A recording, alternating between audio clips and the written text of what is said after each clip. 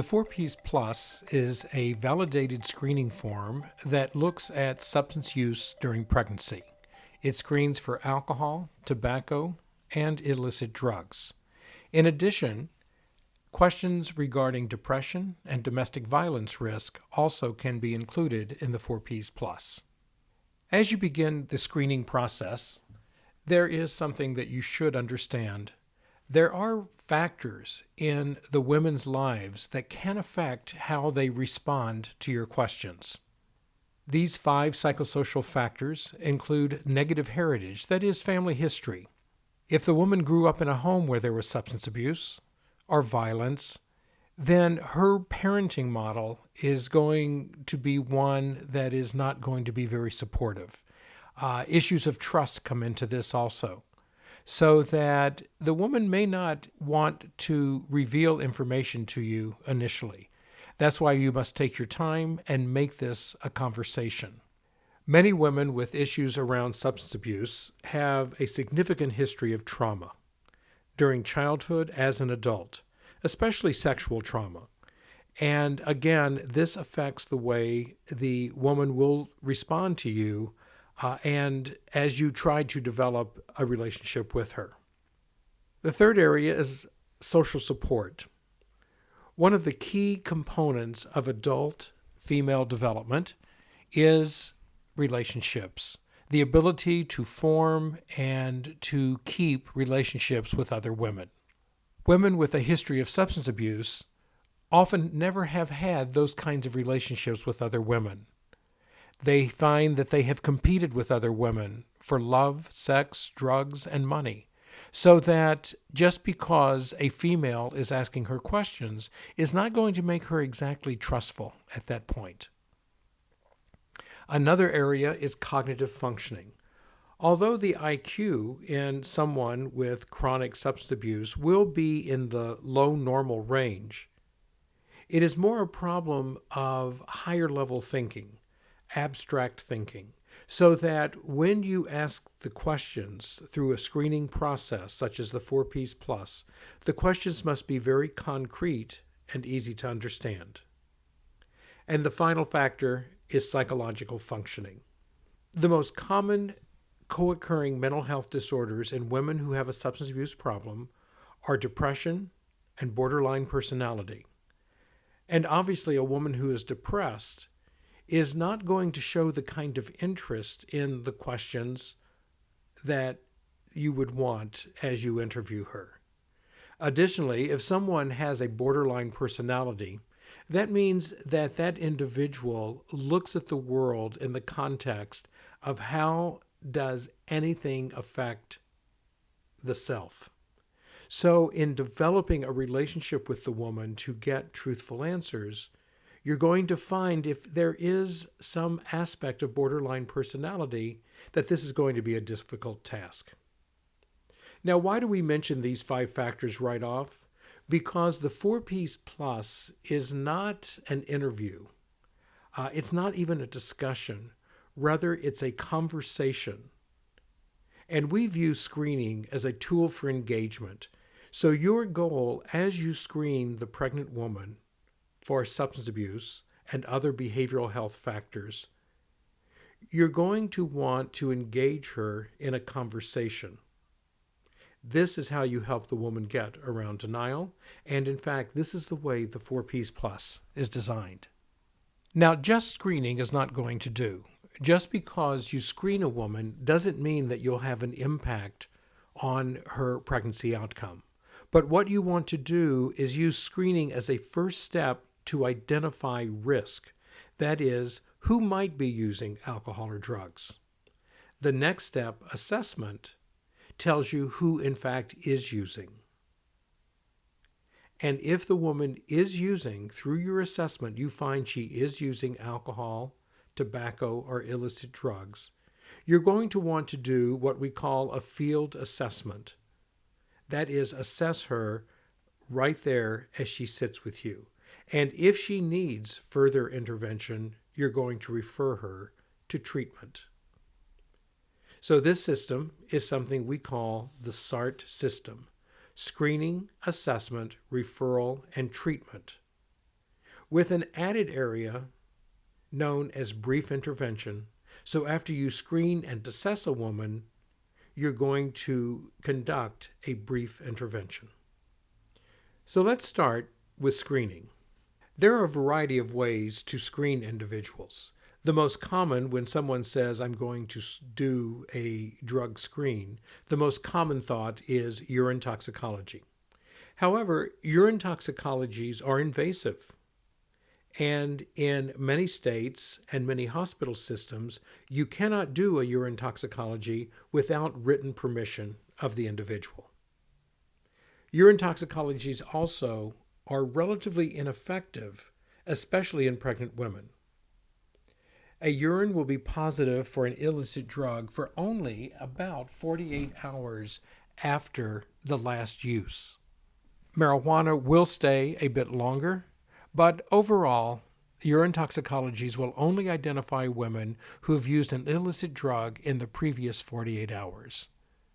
In a practical sense, urine toxicologies do not provide much information about alcohol use. It takes a significant amount of drinking in order to have a positive urine toxicology for alcohol. The other problem with pregnant women is that toxicologies, such as a urine toxicology, are based on thresholds. For instance, the threshold for cocaine in the urine and its metabolite, benzoylecgonine, is 300 nanograms per milliliter. If the woman's urine toxicology shows a concentration of cocaine or metabolites below 300, that toxicology is reported back to you as negative. Now, urine toxicologies rely on concentrations. So you can drink enough water in an hour to dilute your urine down below a threshold that any drug can be identified. This becomes even more complicated in pregnant women because pregnant women retain water through the pregnancy.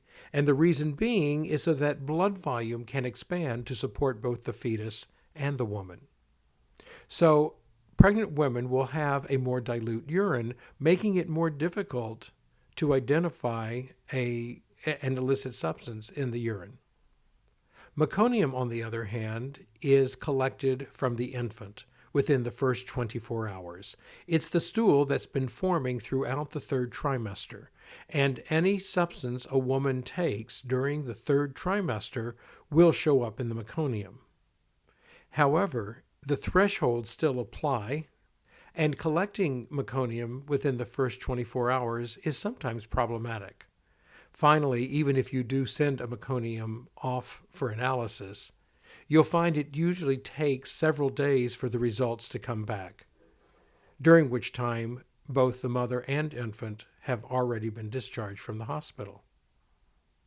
And finally, by far the most effective way to screen a pregnant woman for her possible use of alcohol, tobacco, and illicit drugs during pregnancy is the clinical interview, structured within a validated methodology for asking questions that identify high-risk women.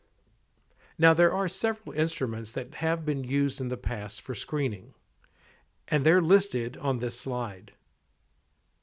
But for instance, the cage, which is by far the best known of all screening instruments, has been validated for men and identifies only heavy alcohol users. For instance, the 4 questions of the cage are: have you ever tried to cut down on your drinking? Have you ever been annoyed when someone said you drank too much? Have you ever felt guilty about your drinking? And have you ever needed an eye-opener when you get up in the morning? Which means you're so hungover you need a drink to get going. Now, a positive response to any one of those questions is a positive screen for alcohol abuse. However, again, the cage has been validated only in men. Studies have shown that use of the cage in women, not even pregnant women, but women, is not a valid screening approach. It does not successfully identify the woman at risk. There are several other instruments that have been developed: the net, the taste, the tweak, the Audit C, some of which have been validated, but they screen only for heavy alcohol use. And only the TACE and the TWEAK have been developed in a context of gender specificity. This is where the 4Ps Plus came in, because we want to know not only who the women are who are heavy drinkers during pregnancy, but we also want to identify women who are light drinkers, because we are operating under the belief that no amount of alcohol is safe to drink during pregnancy. In addition, the 4Ps Plus, contrary to the other instruments, identifies women at risk for illicit drug use as well as tobacco, and it is gender specific. Now, the questions you see on this slide are the basic questions of the 4Ps Plus. You see parents, partner, past, and pregnancy, the 4Ps. Now, the best way to begin screening is not to tell the woman, I'm going to ask you some questions now, and these might be personal, but I'm doing this for the sake of your baby and you. We want a healthy pregnancy. Because when you try to make excuses like that or set up the questioning in that way, all you do is put the woman on alert, and you throw a barrier up between you and the woman. The best way to approach this is in the context of the family history, and it's really very simple. Did either of your parents ever have a problem with diabetes? Did either of your parents ever have a problem with high blood pressure? Did either of your parents ever have a problem with alcohol or drugs? Now, so what you've done here is you've normalized the question. That is, you've put it into a normal context of healthcare. You're asking a family history, but what you've also done now is introduced the topic of alcohol or drugs. You can then go to the second P for partner. Does your partner have a problem with alcohol or drugs? Now, you don't give any prompts here, and if the woman says, well, what do you mean by problem? You respond, anything that you feel would be a problem is a problem.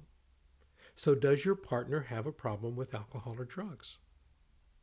And the third P is for past. Have you ever had any alcohol? Now, at this point, let me note that we don't use the term alcohol. And when you look at your 4Ps Plus screening form, you'll see that the question is, have you ever had any beer, wine, or liquor? Because most people in this country do not consider beer or wine to be a form of alcohol. Now, these first three questions, parents, partner, and past, have no statistical validity when predicting who the woman is that might be using. However, the parents question is important because it gives you a way within the context of the family history of introducing the topic. The partner question is a key to domestic violence. Does your partner have a problem with alcohol or drugs? And if the woman answers yes, there's a 60% correlation with domestic violence. Now, in some communities, under partner, specific domestic violence questions are asked. The third P for past, have you ever had any beer, wine, or liquor, has no significant validity within and of itself. However, on some forms, there are two questions under past that look at depression. The fourth P is for pregnancy. Now, this is where the statistical validity comes in. The two questions under pregnancy are the questions that give you insight as to whether the woman is at risk for substance abuse during the pregnancy. The first question, in the month before you knew you were pregnant, how many cigarettes did you smoke? In the month before you knew you were pregnant, how many beers, how much wine, how much liquor did you drink? Now you'll note that these two questions are different from the first three. In the first three questions, you can see that those questions can be answered yes or no. That's called closed-ended questions. However, under pregnancy, we've moved away from closed-ended questions to use open-ended questions. In the month before you knew you were pregnant, did you smoke cigarettes? Is not the correct way to ask the question, because the woman can then just answer yes or no. If you say in the month before you knew you were pregnant, how many cigarettes did you smoke? You get a valid answer. The other part of the question that's important is the first part. If you say in the month before you were pregnant, the question loses its validity. You have to say in the month before you knew you were pregnant. Now what you've done there is, again, you've normalized the question. Because yes, everybody drinks or smokes perhaps, but as soon as you find out you were pregnant, oh no, you stop. It doesn't matter if that's what the woman says, because what you've done is you've asked her in the month before you knew you were pregnant, and if she says she was smoking any cigarettes, that is an indication of high-risk behavior. Now the same goes for the next question. In the month before you knew you were pregnant, how many beers, how much wine, how much liquor did you drink? You've normalized the question, and you've made it an open-ended question, and this is what gives these two questions their statistical validity. Now, we do have some clinicians ask, well, if the first three questions have no validity and it's just the last two questions, why can't we just ask the last two questions? And that goes back to what we talked about before. You're engaging the woman in a conversation. If you skip the first three questions, the last two questions lose their statistical validity. Because what you've done is you've engaged the woman in a conversation. So by the time that you get to these last two key questions, the woman is at ease with you and ready to tell you the truth. Now this slide is the 4P's Plus form. If you look at the form, you can see at the very top, there are some demographic data that your community is collecting. So you fill that information in ahead of time. And then you'll recognize the questions, parents, partner, past, and pregnancy, as the 4P's Plus. So you go through those questions, asking each of them individually and checking off the answers. And you can see that in some instances, you need to provide domestic violence referrals and intervention. In some, further information and referrals are necessary regarding depression. But in all communities under pregnancy, if a woman says that she has any alcohol, tobacco, or illicit drugs that she has used in the month before she knew she was pregnant, so if any is marked off for any of those questions, then the woman must have the follow-up questions on the bottom half of the form, and these are the assessment questions. So on this same form, we're doing screening and assessment. Now on the bottom half of the form, if, as you ask these questions, there is any evidence that the woman, since she's known she's pregnant, that is, in the last month prior to this appointment, if there's any evidence that she has used any level of alcohol, tobacco, or illicit drugs, then that is a necessary indication for further intervention. And that's when we move to the brief intervention. Now, we're going to talk about brief interventions in a moment, but let me give you an overview of how this process works now. You're starting with the 4P's Plus. If the 4P's Plus is negative, that is, there is no evidence that the woman used any form of alcohol, tobacco, or illicit drugs in the month before she knew she was pregnant, that's a level 1 intervention that we call a handshake. And this is very important because you're going to provide positive reinforcement. So if the woman answers all negatives, that is, she has no substance that she has used in the month before she knew she was pregnant, you simply shake her hand and say, "Congratulations, you're on your way to a healthy pregnancy." This is a very important step to take because that positive reinforcement reinforces her good behaviors, and she will carry that through the rest of her pregnancy.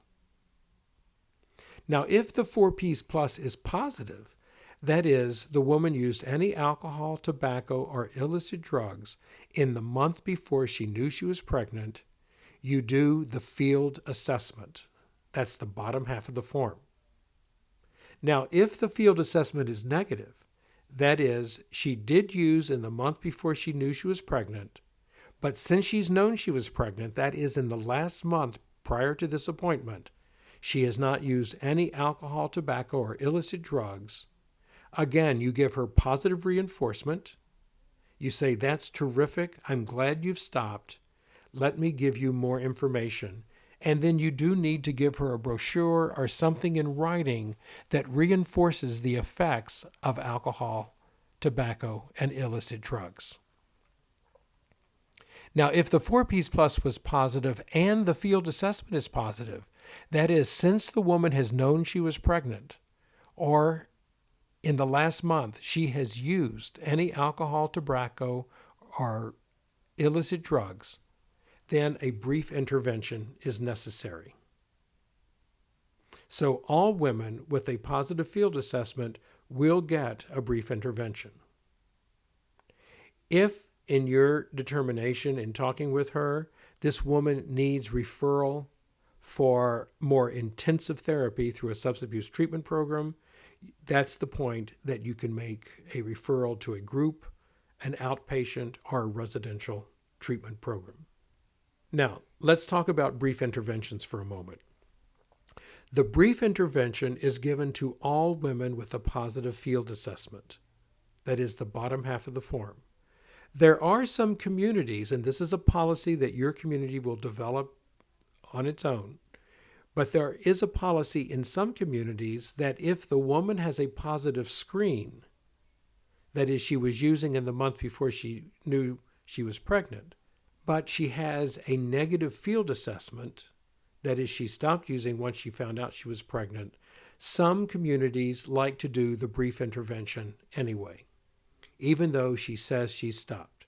And again, that's something that will be determined by your community. Now, how do we approach a brief intervention? A brief intervention is defined as an intervention done within a clinical setting in the moment that is couched in motivational interviewing. And the way you go about this is after you have completed the screen and the assessment with the woman, the first step is to make a bridging comment. "Thank you for letting me know." And then the next step is to say, "I am concerned." Now, this is the context. This is the way we provide feedback. If you say, "Oh my gosh, do you know what you're doing to your baby?" Or something like, "Oh my gosh, if you keep using cocaine, child welfare will take your baby away." Those kinds of statements do nothing but drive the woman out of prenatal care. And of course, that's the last thing we want to do. And so at that point, you say, "Thank you for letting me know. I am concerned." Because what you've done is you've said you, as her healthcare professional, are concerned about her alcohol, tobacco, or illicit drug use. Now, the woman will say, "Well, I drank with my other pregnancies," or "My doctor said it's okay to have some alcohol every once in a while during pregnancy." You can't argue and you can't get into a power struggle over something like that, but what you can say is, "I understand, but I am concerned." And this is when you pick up the "I am concerned" pre-treatment manual. And you'll see on the manual that there are tabs that look at that you can turn to any of the illicit drugs as well as alcohol and tobacco. And there are tabs for mental health problems such as depression and domestic violence. So let's say the woman says she's having a drink of wine every night at dinner. You say, "Thank you for letting me know. I am concerned, and you turn to the alcohol tab. And if you open up the book, what you'll see is that the effects of alcohol on the pregnancy, on the newborn infant, on the child, and on the child long term are all laid out for you. So what you do in a conversational tone is go through each of these areas. Here's what alcohol does for pregnancy. And you show her the bullet points while you talk about them. You don't read this to her, but again, you do it conversationally. So she listens to you and she has the various bullet points right there in front of her. This is called multi-sensory input. You're stimulating her auditory senses, you're stimulating her visual senses, and that's how adults learn, and that's how you change behavior, is by providing this kind of information through different neurological pathways.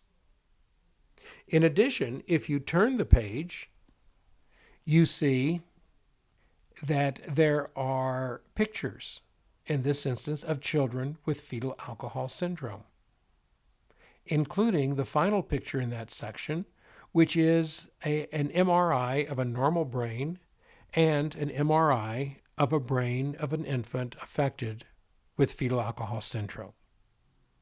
Now, what this is a way to bring this message home. Some practitioners in the past have been concerned, this is too much information, this will scare the woman. But what we have found in our numerous studies and the hundreds of thousands of women that have gone through this process is that this is the way you change behavior. And if you look through any of the other tabs, cocaine, methamphetamine, PCP, you'll see that there is the same structure under each section. The bullet points followed by pictures.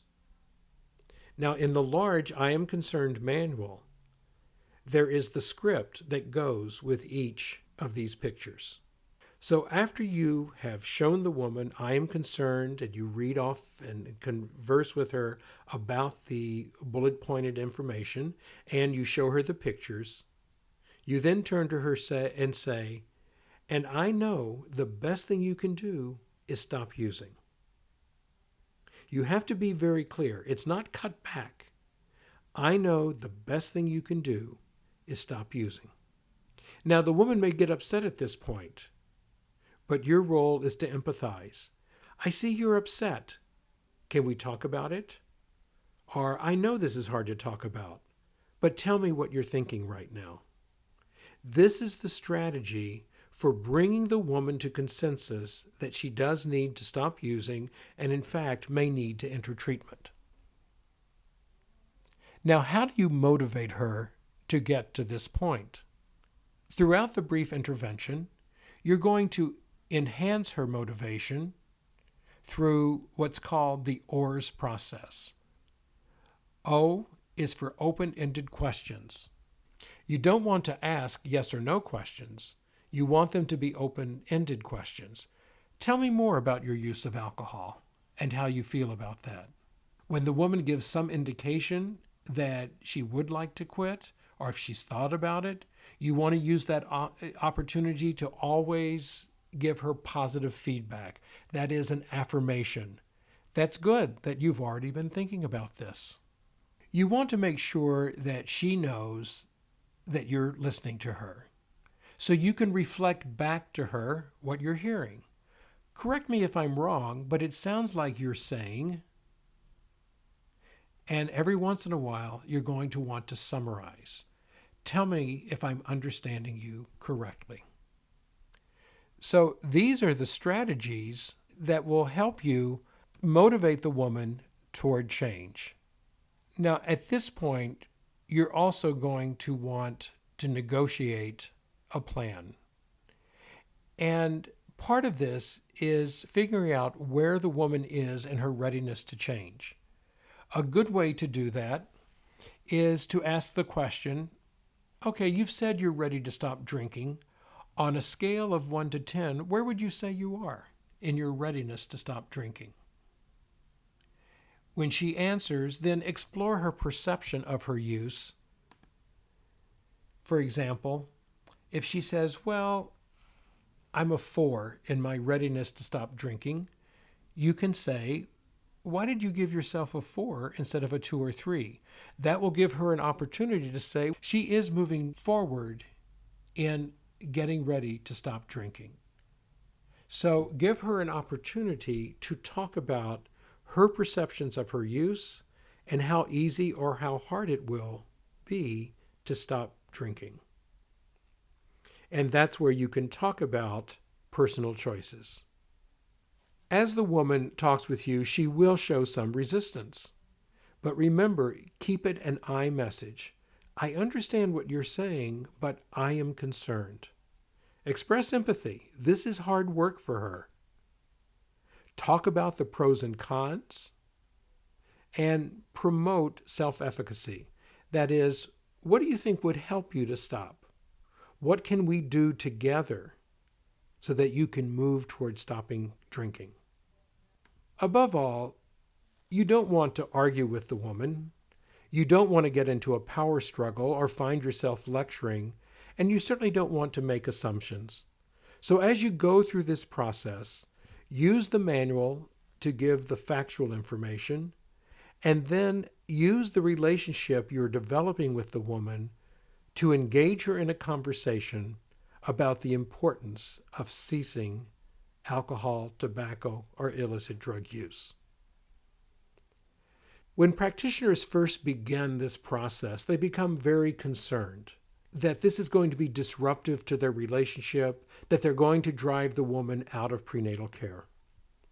So what we've done is prepared a short film where we interviewed practitioners who had been using the 4P's Plus for a couple of years. Now, this group happens to be in Hawaii, and they have volunteered their time and allowed us to share their experience with you. So watch this video, discuss it with your friends, and then let us know how things are going. Through administering the 4P's Plus and a brief intervention in a compassionate, non-threatening, and caring way, you can change the lives of women, their children, and their families.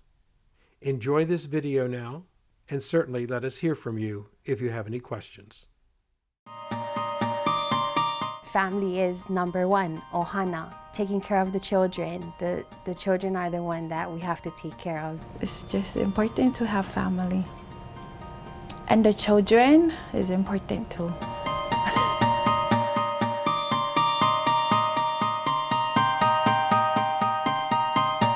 Many times, old school, myself included 19 years ago, was told that it is okay to have a drink or two during the week on a weekly basis when I was pregnant. So has that really changed today? And do these women really know the implications of what can happen? Really, it's surprising how many people do actually drink when they're pregnant, or smoke when they're pregnant, or don't think anything of drug use when they're pregnant. In our community, yes, women are drinking while they're pregnant, or smoking tobacco, or using other types of substances. What the 4P's Plus allows us to do here as people and clinicians screening women who are positive for pregnancy allows us to discuss with them in a gentle and non-threatening way better choices around a healthy pregnancy. Our program's been using the 4P's Plus for I think about 2 years now, and we've really seen a positive response, one to just answering the questions. The women are really open and interested, and then using the brief intervention tool to making changes and learning from that. And we get a lot of questions and just a lot of interest in the subject. And the real discussion has started with the 4P's Plus screening tool. It gives me a script that I ask everybody. So it's not like I'm just asking this one individual because I suspect that she's drinking. I just say, well, this is just what we ask everybody. It has good guides, which is great, so that whether it's yes or no, there's interventions and steps to take as far as what to educate them on next. Using the 4Ps helps you to open the door in communication when you're trying to develop a trusting relationship with a new patient. It lends a safe period, a safe place where we can talk about any kind of alcohol exposure or substance abuse, and it's a first open door, and we look at that every time we see the patient. When I was asked about drugs and alcohol, I can definitely say that I was comfortable and confident in talking about it. Having the Malama Perinatal Program to give me the information on what I shouldn't and should be doing, you know, has made me a good mom. I'd like to hope I'm a good mom, and I think I am, you know, but they pointed me in the right direction, and I think that having the Malama Perinatal Program can only help to prevent substance abuse in Hawaii, definitely.